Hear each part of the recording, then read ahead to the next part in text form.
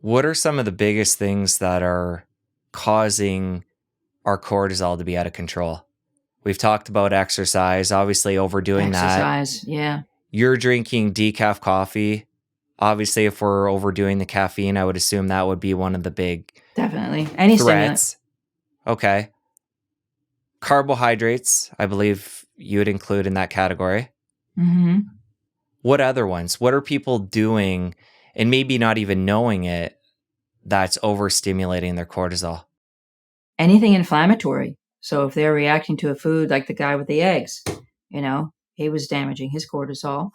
Asthma is actually low cortisol. PTSD is low cortisol. So that's the end. If you're hypothyroid, you're going to have high cortisol, which will eventually lead to low cortisol because your body will not allow you to be in a constant high cortisol state. So you can be hypothyroid and not know it and have high cortisol. But low cortisol feels a heck worse than high cortisol. And I know you're against fasting in a general sense, at least. Fasting, yes, thank you. Is that Fasting, fit in this category as well? Ice baths, saunas, anything extremes. But what about for somebody who has regained their health? Could there be hormetic benefits if they're in a good place? No, because we did not evolve to have a tiger jump in the door and say, "Hey, I'm back," to scare you because you're all better. I don't think it's ever good. We have the capacity to survive war and famine.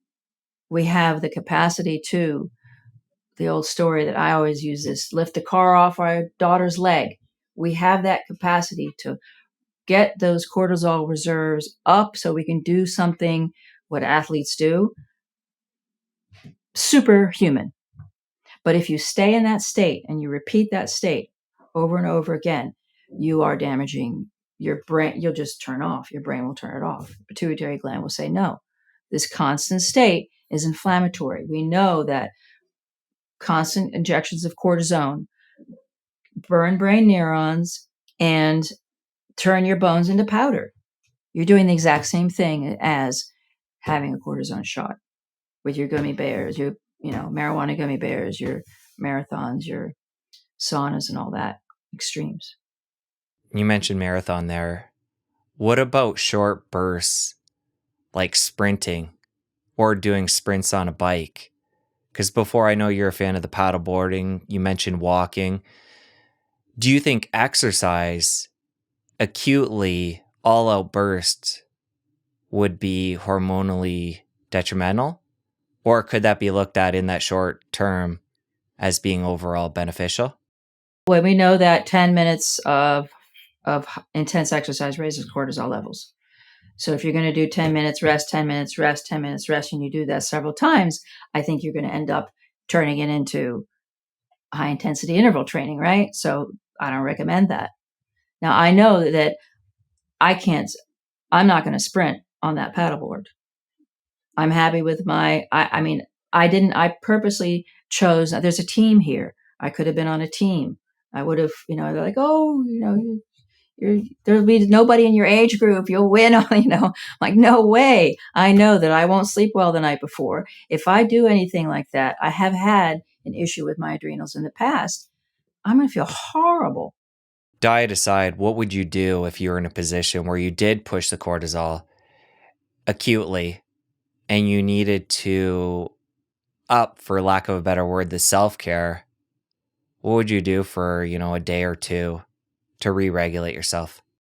I would stay home from school and eat a lot of fat. I would recover. I would convalesce. That's what we used to do when we were sick. You stop. You don't go. You have to recover. And we know from the athletes, the paper of athletes eating a high-fat diet, elite athletes eating a high-fat diet recovered faster than elite athletes eating a carbohydrate diet. So basically, with the high fat, you're providing the body with whatever substrates it needs to re-regulate hormonally? You're restoring. Cortisol is made out of cholesterol. So you're restoring it, and it's anti-inflammatory. So you're dialing down the inflammation that you have caused by going to extremes. Let's talk more about the fasting piece. For somebody that we could bring our weight loss piece back in, wants to use that as a tool acutely, I'm assuming your answer would be no, but for weight loss, narrowing that eating window, is there any gray area here where we're not narrowing it too much, or we're doing it for a certain period of time to use it as a weight loss tool? Basically, I want to get into the specifics of why you're against fasting and if there's any gray there. There's no gray. I'm against fasting because you're putting yourself in a stress state.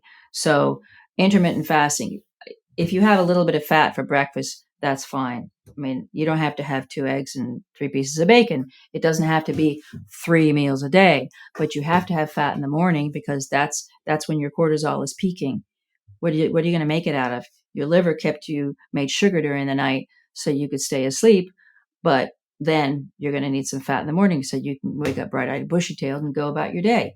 Fasting, if you're talking about carbs, yeah, don't eat the carbs. I mean, medically, not eating carbs used to be considered fasting. Water fasting, not eating anything. I think you could maybe. People were talking about fat fasting last year. I mean, you could do it for a day or two, but I don't think it'd be a good idea to do it for more than that. And I don't think you'd lose much weight.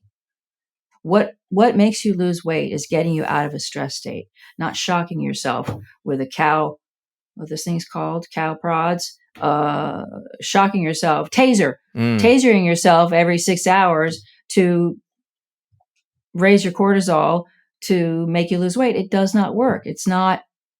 There's no science to this. A piece I'd like to understand better, though, is say you wake up and you have something fatty food-wise. When does the body, I'm picturing somebody who is overweight and on a weight loss journey, if you're putting fat into the system, when is it going to switch from burning that dietary fat to the fat on your body if you're constantly providing more fuel into the body?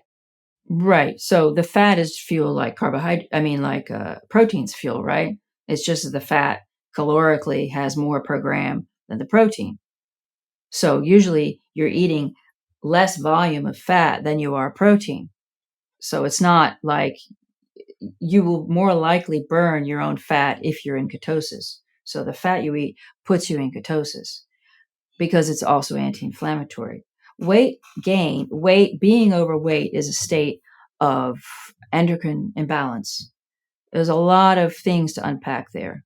It's not calories. I'm just picturing the body switching from catabolic after a night's sleep to anabolic by providing fuel to the system. Mm-hmm. Okay, well, the system isn't functioning properly if you don't give it some energy to turn on. And you're not, if your cortisol is supposed to peak in the morning and life is stressful enough. There's no way that you can, maybe if you're a matrix and you're just lying in a bubble, then maybe your needs would be different. But we have just me looking at my computer there's a lot of dopamine going on. Boom, boom, boom, boom, boom is causing stress to the system. But couldn't the argument be made that our body, if we are overweight or obese, has enough energy on board for the cortisol to produce more? Yeah, I don't know. It doesn't seem to work that way. It hasn't for me. Maybe it does. Maybe it has for some people. I know there's that guy who didn't eat for a year, who was but we don't know what his other issues were. In the 40s or 50s. But I, in my experience, the people I see, that's not been the case. The other piece that kind of ties to fasting is the snacking. And you've touched on this before, but this is an area that you see differently than a lot of the other influencers in the space, where a lot of people on the extreme would be saying 1 meal a day is ideal or get it down to 2. Again, that fits in with the fasting conversation, narrowing the eating window. But I know you're also a fan of taking jerky, putting butter on it, and having that as a snack throughout the day. If you're busy, So if you need it. talk about the nuance there of what you're trying to do on a physiologic level providing that fuel constantly or, more frequently than somebody having 2 square meals a day? I'm balancing blood sugar. So obviously the snacking is part of the first protocol.